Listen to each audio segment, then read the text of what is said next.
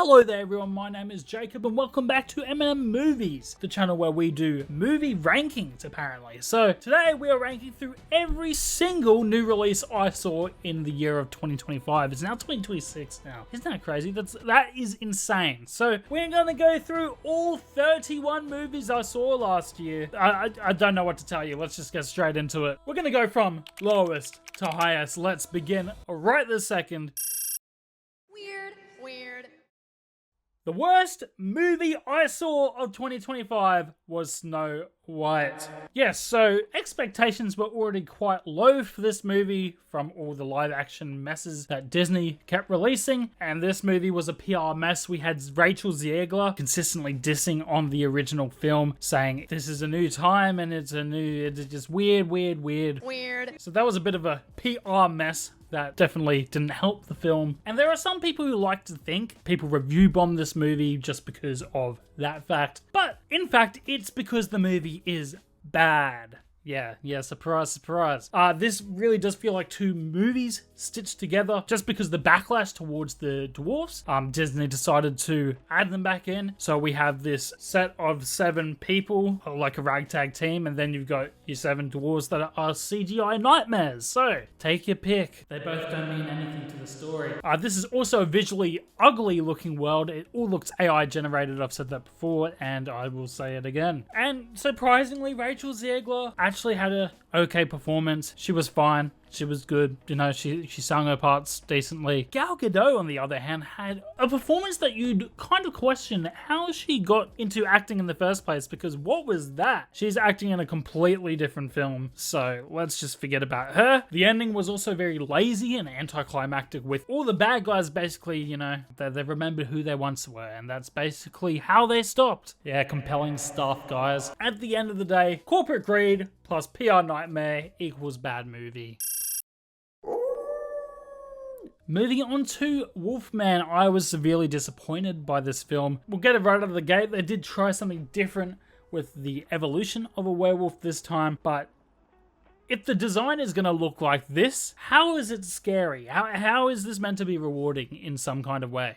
This was a shockingly bland film for Leigh Whannell, who is a great director. He worked on the original Saw film with James Wan, so if you didn't know that, that's a bit of interesting information for you. So yeah, I don't know how he got to this from The Invisible Man to something so bland. There were no standout scenes really, because the entire film felt pretty flat. Weak character development meant there was no meaningful emotional core, so I wasn't really invested either. So unfortunately, Wolfman is towards the bottom of this list. Until Dawn, unfortunately, is the third worst movie I saw last year. Not really an adaptation, just a generic horror movie wearing the mask of Until Dawn. And unfortunately, in that they lost what made the game great, with great character development and an interesting plot. We don't have any of that here. And it's just annoying because they were clearly aiming at casual audiences rather than horror fans or even fans of the game. So they really missed the mark here. And look, I'll give it that the time-based gimmick was somewhat interesting, and the first time it did it was, yeah, cool, but really poorly developed and didn't extend from there, unfortunately. So that's why Until Dawn is near the bottom. Let's move on to Captain America Brave New World. This film felt like it really wanted to earn its place as a Captain America film. And look, Anthony Mackie is good in the role. I think he's a charismatic dude and plays the part well. It's just, he's not Captain America, unfortunately. And there's nothing you can do to change that. Like, they didn't really show us why he is Captain America. They just tried to tell us he was, which, you know, never really goes down too well. And it was just a disjointed story with more focus on the setup rather than the payoffs in this individual movie. So lots of MCU related things tackled, but man, we just had some really poor villains here. We had, what was the Serpent? I didn't even remember him. I literally just remembered he was in the movie. We got him. We got the leader, which was such a bad, poorly written villain. He looked stupid and didn't really feel like a threat the whole time. Red Hulk, the whole Red Hulk sequence, I just think was not really well done and pretty unbelievable the way he was defeated. So, you know what? We won't delve into it. Captain America, just do better. Diamonds! Moving on to the Minecraft movie. Now, this movie was dumb on purpose. It was fully aware of that, so it's got points for knowing it was stupid. And clearly it was made for its intended audience and really turned up the chaos. Jack Black was Jack Black. If you like Jack Black or the Jack Black isms, they were all here. They were all on feature. You know what? It did manage to make me laugh, but laugh at its stupidity more than anything. So it's not really a serious film. Kind of hard to rank. Next up, we have Lilo and Stitch. Another remake for Disney, and because it made a lot of money, they're probably going to do more. And what I stress to people is this movie fully misunderstands, like offensively misunderstands the original intent of the film that it's trying to remake. We'll get over the good stuff. Stitch in CGI looks fine. They did decent with Stitch. He's still funny. But moments like the emotional core between Lilo and Nanny is weakened severely, and this shifts the theme from choosing your family to deserting and leaving your family to go to uni. So, like, which isn't bad, but like in this circumstance, kind of leaving your little sister in the lurch here. She doesn't really have anyone except a quad bike grandma neighbor person. It's also missing its main villain. Where's that fish guy? The big fish guy? There's no threat. Like, what's going on here? Look, at the end of the day, it's serviceable for kids, but completely hollow compared to the original film. But with Mission Impossible: The Final Reckoning Part 2. Not really Part 2, actually. They kind of got rid of the part thing for some reason. This is shockingly anticlimactic for a grand finale. Look, there were some great set pieces. Don't get me wrong, the underwater scene was unbelievable, and even the plane sequence. Tom Cruise is a stuntman, and we can see that on full display here. Aside from that, the action was a bit weak. There were exposition dumps everywhere, and just forced callbacks that we didn't really need. The first half of the movie is surrounded by these montages of callbacks. We did not need that. We did not. So, terrible editing and an over-clumped and anticlimactic plot brings Mission Impossible down quite a bit than it should be. That is one big pile of shit. Jurassic World Rebirth.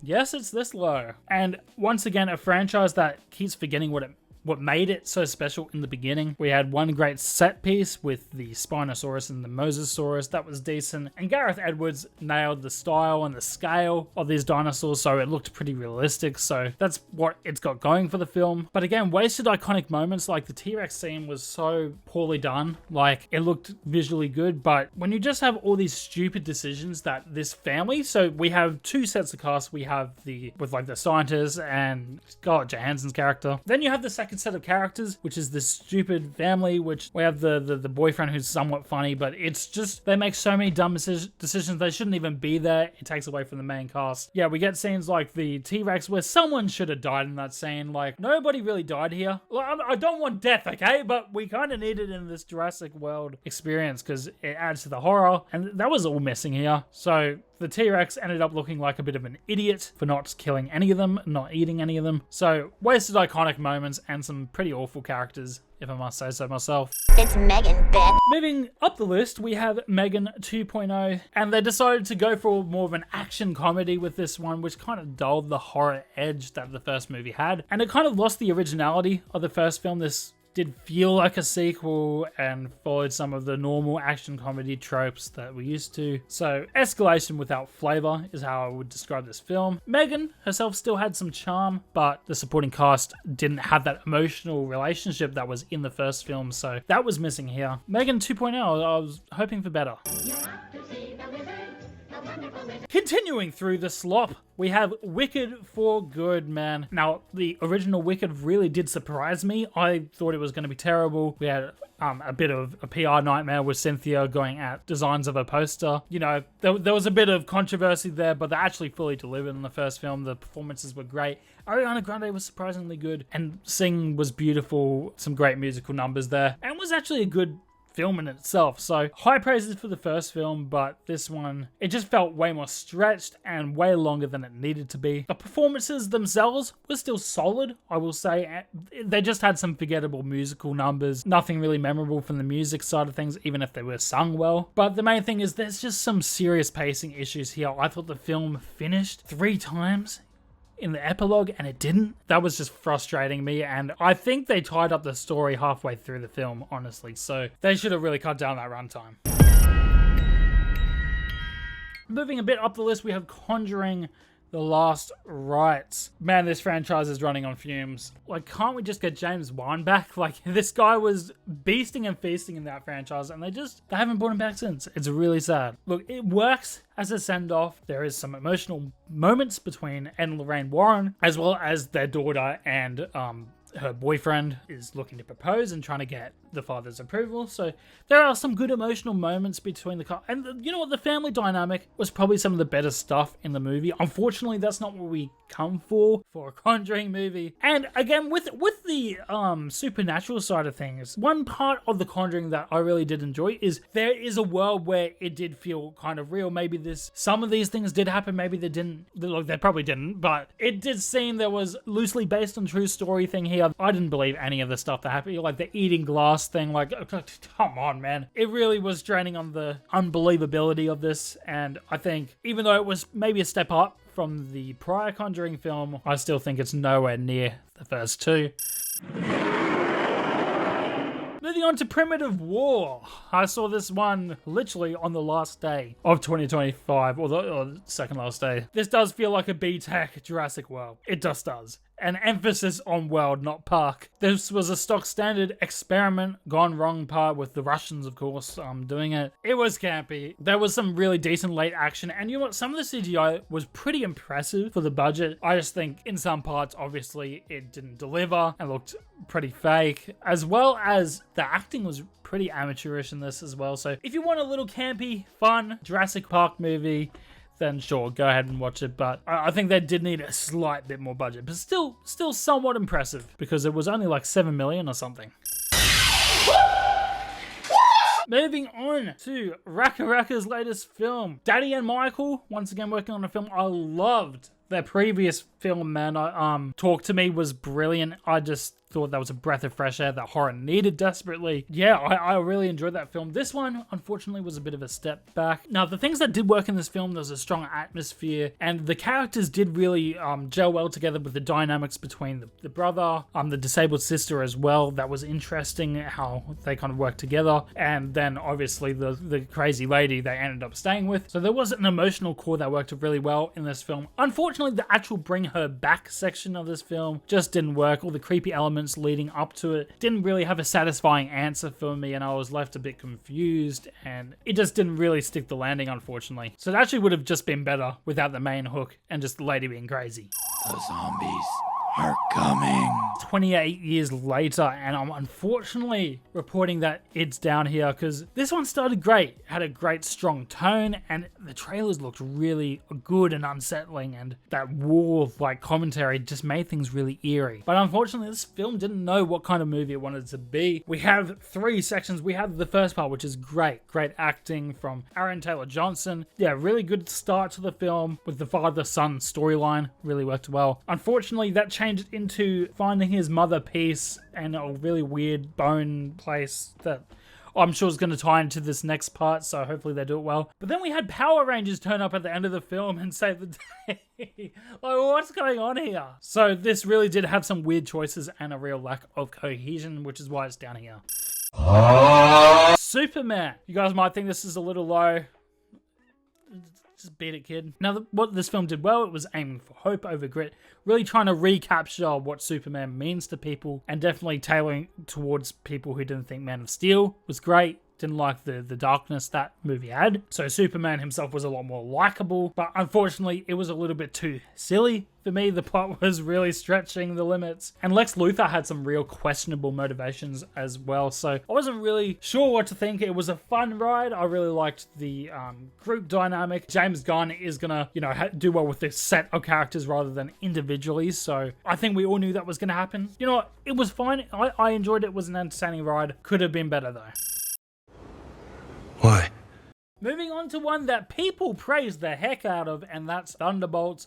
I know I have a real unpopular opinion here. There's some decent chemistry between the cast. I still think Ghost was left out a lot. I just felt like she was out of place here. But Sentry was easily the standout with Sentry, or Bob's character. Man, he just had this gravitas towards them. And just that moment when Evil Lady Corporate Chick, I forgot her name, was, telling him things to do, and he's just like, why?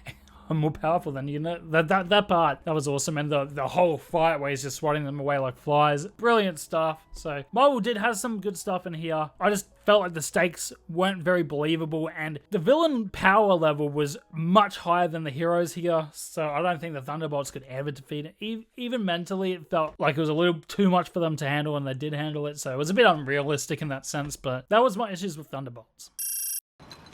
Robin?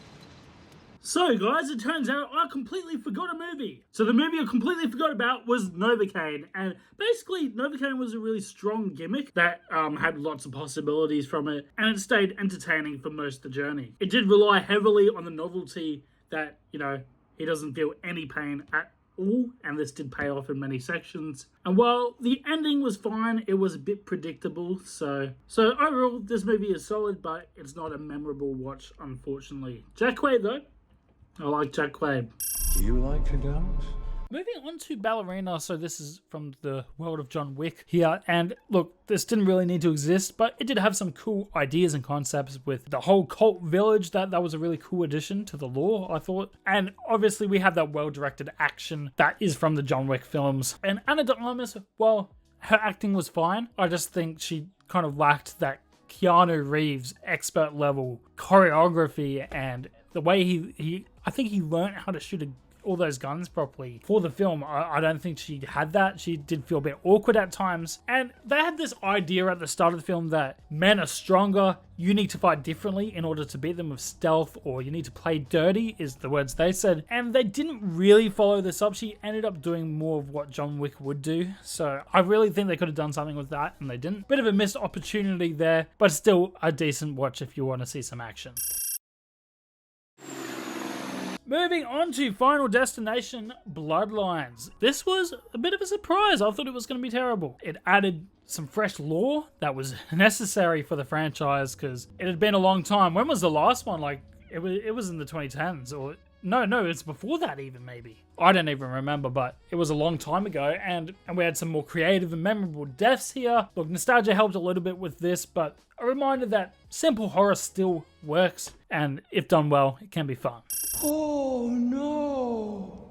Moving on to a Stephen King inspired movie, of course, The Monkey here. This definitely feels like it was inspired by Stephen King. It is pretty gimmicky. Look, the dark humor helped. It had me and my cousin laughing at the theater. That was a really fun moment because it was really just up our alley in terms of the humor. Unfortunately, the pacing issues did drag this down a little, and while it was fun at times, it was just an uneven amount of fun with some fun kills. We had Theo James with a pretty good performance as well, playing two characters, so that's always a plus for me. So yeah, it was good enough. Presence. Now, this was more of a unique ghost perspective concept. This was all the way in January. This one was more about mood than the actual story. While we did have some good family dynamics and some family drama, I just feel like we should have seen a bit more of that. And that's where we come to the ending, which wasn't really so believable. I didn't think they stuck the landing, but it was a unique, interesting family drama for the most part. So I just think it needed a bit more focus to get into that next tier. Everybody do the flop!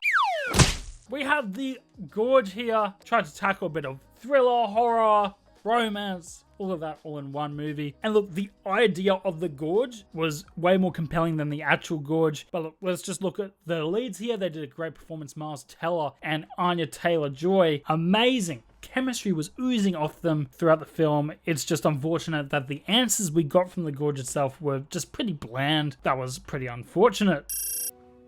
Say that again? Moving on, we have Fantastic Four First Steps. This was probably the best Fantastic Four movie so far. Not that it had much to compete with. The family dynamic felt natural here. We had most characters actually got some solid development. We had the Silver Surfer. She was surprisingly pretty good in this. And all of our main Fantastic Four were great. Even the Thing, who I thought got left out a little bit, as inevitably with that many characters you would, but everyone else got some really solid development here. It's just unfortunate. The only thing holding this film back is Galactus, and it's annoying because he's such a big, iconic Marvel villain, and he was just so easy to defeat. I don't think the whole way he was defeated completely made sense to me, but it was a fun ride and definitely better from Marvel. You just need to keep doing better, mate. Moving on, we got Nosferatu. This one has dropped a little in my rankings just because I'm not really too big on revisiting it. Dark and depressing. We had Lily Rose Depp, who did surprise me. Bill Skarsgård is so talented at this point. He was just incredible anyway. And it was unsettling, but it was slow by design, which, did have some pacing issues, I thought. That's the only reason why it's dropped a little bit, but still, there's just films I enjoyed better. Moving on, we got Dangerous Animals. What a surprise. Maybe horror movies just need to stick to a simple concept at this point, because this is another one, but it's been executed well. I love the Aussie atmosphere here, guys. Come back and film more here. We're doing the shark movies, man. We should be. We're Australia. We get sharks. So that was really great. We had a good main lead with the female. Forgot her name, but she did really well in that performance. Jai Courtney as the villain, on the other hand, was charismatic, just oozing charisma. It was just everything you needed from a villain. So fully recommend that. It's just a basic plot, which maybe keeps it from getting higher on this list, but mate, fully enjoyed it. You gotta watch it. No! Moving on to Together was really good. This was even better than Dangerous Animals as a standalone horror movie. We had some strong lead performances here, and the relationships felt really authentic, which did add to because it connected well with the Together theme of them being stuck together when they wanted to be apart. There's more emotional nuance than expected here, and it was effective. Get down! How to Train Your Dragon, the remake. This didn't need to exist, but it was handled with care. Almost shot for shot, like the original, which is, if you didn't know, one of my favorite animated films of all time. So the nostalgia hit hard. We got the score, which is amazing as always, and some great visuals and added scenes that did add to the movie. At times, it did kind of feel like a play, which I guess it is. It's a live action version of something else, so it did feel like that at times, and I think the cast, while good, not as memorable as the original. And at the end of the day, even though I loved it, it's still a remake made for money. Breaking into our top 4 movies of the year, and we're going to begin with We Live in Time. This was an emotionally devastating relationship between Andrew Garfield and Florence Pugh's characters. They were phenomenal. I just love Andrew Garfield so much. I just love this man, and if I was going to be he just keeps nailing it out of the park. The non-linear story kept it fresh, and it was just a powerful movie in my opinion. Tears to your eyes easily. I think it could have been fleshed out a little more, but that's literally my only criticism of the film. So that's why it's in the top 4. Let's move on to the top 3. Children of the Night. And we have Sinners. Mate, this just oozed quality and substance, man. This felt like a movie again. This had a rich atmosphere and some really good musical integration. This was a wild concept. How do you get vampires and music to intertwine so beautifully together? Different eras of music and even some racial discrepancies here. Michael B. Jordan, what a standout performance. He probably deserves an Oscar for that. Playing 2 characters, and one of my friends didn't know they were the same actor, which just goes to show, right, how good he was in that role. So, in both roles. So, yeah, this movie was great. Would highly recommend.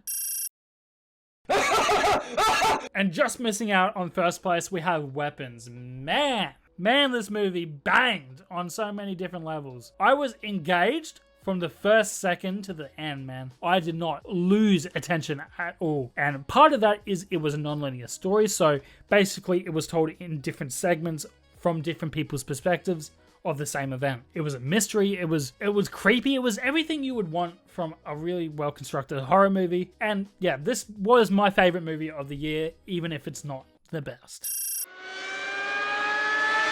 And the best movie, look, F1 kind of clearly solidified that when that came out. This was masterfully crafted with incredible tension. The realism and technology that Apple brought for this film was incredible, as probably expected, but they went for it with this $300 million budget, but that's still less than what was spent on Captain America. And I'm not even an F1 guy. I don't really like racing, but I don't care. I loved it. The sound design was incredible, and you had some really good performances from all the cast, with Brad Pitt, of course he's going to do well, and a strong relationship between those leads with the master, has been, and then you've got the up and coming. So there was a good dynamic there with them fighting for most of the movie. So it's not my favorite film of the year, but it is undeniably the best film of the year. And that is my ranking of all 31 movies I watched this year. That's a lot of movies for me, but yeah, if you guys want to see any individual rankings of franchises or any